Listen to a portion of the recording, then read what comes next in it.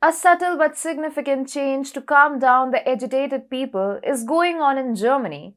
German Chancellor Olaf Scholz is the next victim of the European spring after Britain, Italy, and North Macedonia post Russia Ukraine war. Annalena Baerbock, the German Minister of Foreign Affairs, and the second most influential figure after Scholz, might take the reins and steer Germany out of this crisis. Hello and welcome to TFI Global, the foreign affairs and geopolitical analysis arm of the TFI Media Group. I'm your host Vedika, and if you haven't subscribed to the TFI Global channel yet, hit the subscribe button and press the bell icon to receive all the latest updates. And please install our Apple and Android mobile app. The link is given below in the description. In absence of any effective second line of leadership during Merkel's rule, Olaf Scholz came to power only by virtue of his political seniority. Olaf Scholz's approval rating has reached a record low as a result of widespread discontent. The examples are handy with his handling of the Ukraine war, Germany's energy crisis, soaring inflation, and now a crippling summer drought. He has also drawn intense criticism for his role in the tax fraud scandal. The largest economy in Europe is being pushed to the verge of recession by all of these causes. He has been criticized for lacking sufficient leadership. According to a new poll released on Sunday, 62% of Germans are now dissatisfied with the job Mr. Scholz is doing as a chancellor, up from 39% in March. Only 25% of respondents to a survey by the German newspaper Bild am Sonntag said they were satisfied with the chancellor's work, which is the poorest score for Mr. Scholz since he took office in 2021.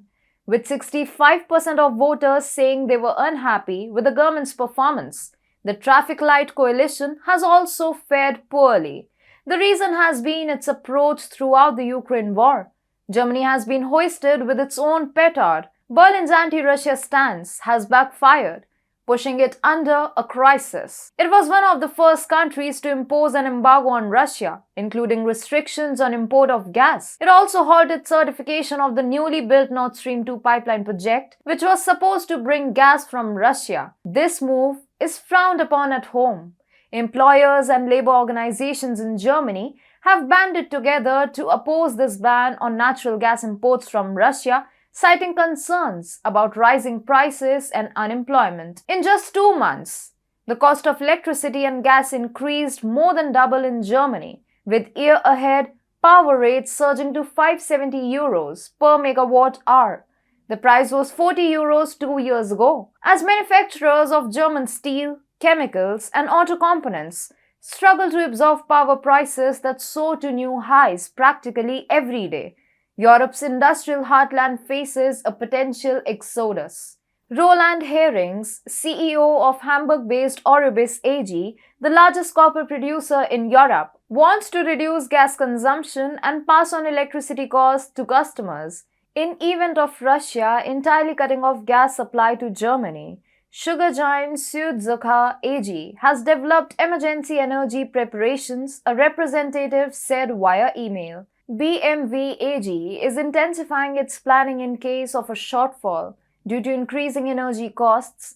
Packaging company Delkenskamp intends to shut down a paper mill in the northern city of Northrop. These are just a few examples of deindustrialization that has begun in the European country.